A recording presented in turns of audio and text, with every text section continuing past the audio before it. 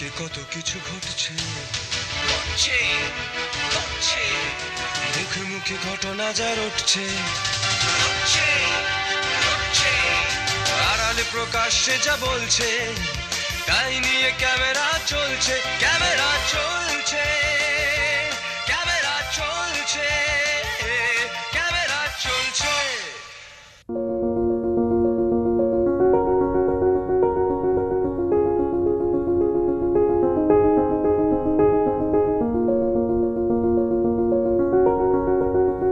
ঠিকানা ডিহি, খাঁপাড়া, সোনারপুর।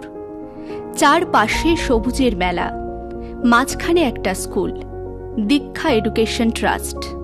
এ এক অদ্ভুত স্কুল। ওরা বলে আজগুবি পাঠশালা। বলে এখানে পড়াশোনা ছাড়া বাকি সব কিছুই হয়।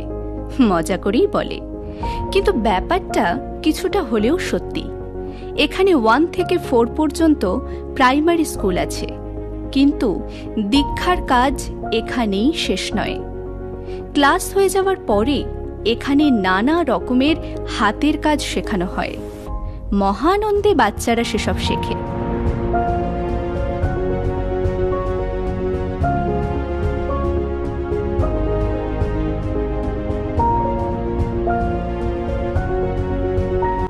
শিক্ষক কিশোর মণ্ডল ও রুমকি কয়াল জানালেন, এই স্কুলের সঙ্গে আমি 1.5-2 বছর আছি, আর বাচ্চাদের সঙ্গে এই কাজটা করতে আমার খুব ভালোই লাগে, খুব আনন্দও হয়।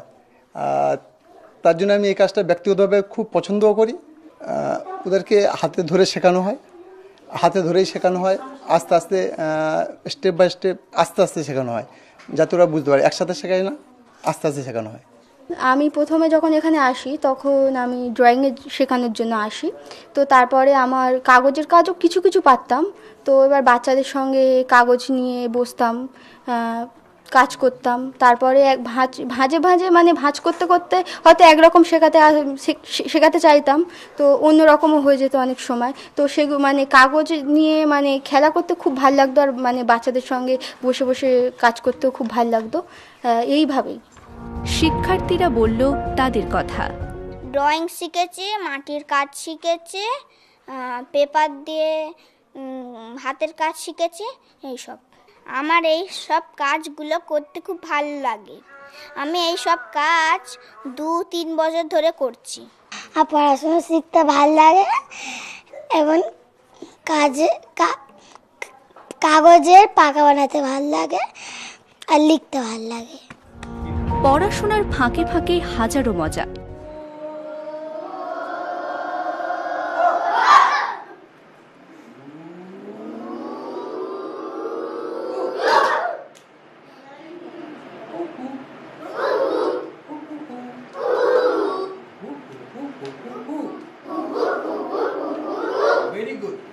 সবাই মিলে কবিতা গানে মেতে ওঠার মজাই আলাদা।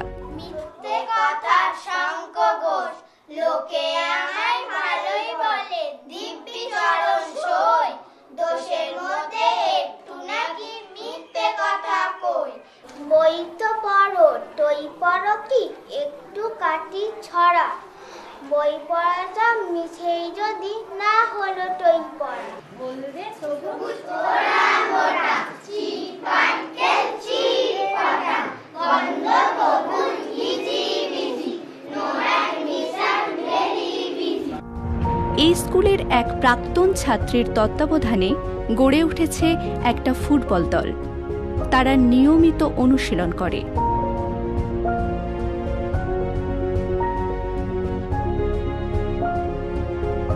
প্রশিক্ষক ছোটন মান্না জানালেন, অনেক অল্প বয়সে আমাদের এখানে পড়াশোনা ছেড়ে দিত সবাই।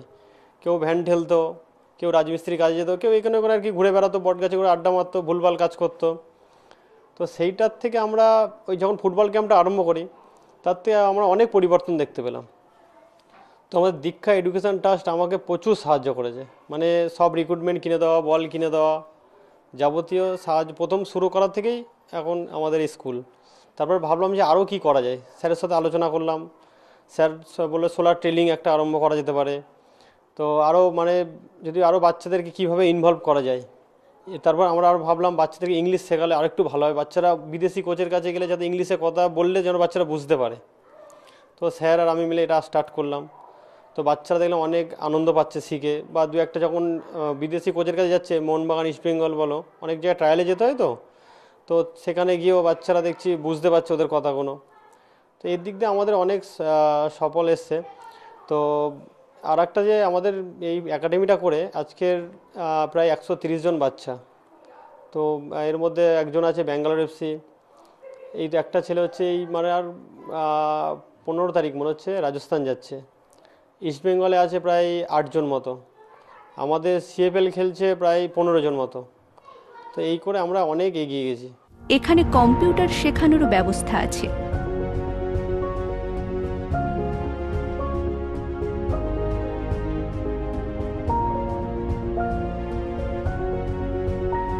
দীক্ষা শুধু একটা স্কুল নয়, অন্যরকম একটা ব্যবস্থা।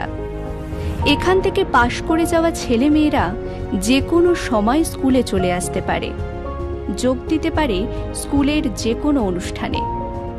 এরকম কিছু ছাত্রী জানালো তাদের কথা। আমরা আগে স্কুলে ছোটোবেলায় পড়েছি, এখন অন্য স্কুলে নয়াবাদে এখন চলে গেছি। আমরা স্কুলে এখন পড়ি, খেলি, অনেক কিছু করি। এখন আমাদের এখানে একটা পাঠশালার নাম দেওয়া আছে, সেটা হচ্ছে আমাদের আজগুবি পাঠশালা। এতে পড়াশোনা বলতে খেলাধুলা হয়, পড়াশোনার সাথে আমরা ঘুরতে যাই, পিকনিক করি, আর অনেক কিছু করি, নানা ধরনের অ্যাক্টিভিটি। তো এখানে আমরা মাঝে সাঝে আসি, যখন ভালো লাগে না বাড়িতে এখানে আসি। এখানে মাঝে সাঝে আসতে ভালো লাগে না, স্যারকে বলি স্যার খেলবো, এইরকমই। আমাদের আজগুবি পাঠশালা বলতে শুধু এখানে পড়াশোনা হয় না, পড়াশোনার সাথে সাথে খেলা, আরও অ্যাক্টিভিটি, সায়েন্স ট্যুর, অনেক কিছুই হয়।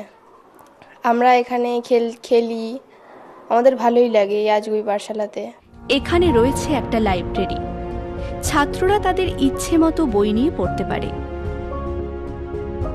এই স্কুলে পড়তে আসা এক ছাত্রীর অভিভাবক জানালেন, আমাদের এই স্কুলের ব্যাপারে আমরা আর কি বলবো, যতই বলো মানে কোনো মানে বলার আর শেষ নেই। এটা স্কুল তো নয় শুধু, নানান রকম খেলা হয়, গান হয়, গানেরও ক্লাস হয়, নাচ হয় বাচ্চাদের। আমাদের এই বাড়ির কাছে এত সুন্দর একটা স্কুল, মানে আমাদের কোনো চিন্তাই হয় না। এখানে সব শিক্ষক শিক্ষিকারা এত সুন্দরভাবে পড়ায় বাচ্চাদের। তারপরে হচ্ছে না, খেলার মধ্যে দিয়ে যেসব বাচ্চারা পড়তে চায় না তারাও পড়াতে ইন্টারেস্ট পাবে, এত সুন্দর করে পড়ায়। স্কুলের কর্ণধার দেবাশিস সরকার ও এক শিক্ষিকা জানালেন, তো মাথায় ওরকম একটা চিন্তা ছিল যে ঠিক আছে, অপ্রচলিত ধারায় বাচ্চাদের পড়ানো দিয়ে শুরু করা যাক। তো সেই দিয়ে শুরু হয়েছিল, আর সেই কাজটা চলছে। কিন্তু সেই কাজটার সাথে সাথে অন্য অনেক কাজ সাথে পাখার মতো জুড়ে গেল। তো সেই কাজগুলো এখন দেখা যাচ্ছে, সেই কাজগুলো অনেক বেশি প্রয়োজন। কারণ মানুষ তো পড়তে আসতে হবে আগে, মা বাবাদেরকেও পড়াশুনো শিখতে হবে, তবে না বাচ্চারা শিখে লাভ হবে। তারপরে এখন তো কঠিন প্রশ্ন যে আপনি যে বলছেন এত ভালো করে ভাষা শেখাবেন, অঙ্ক শেখাবেন, এসব শেখার পর তারপর কি?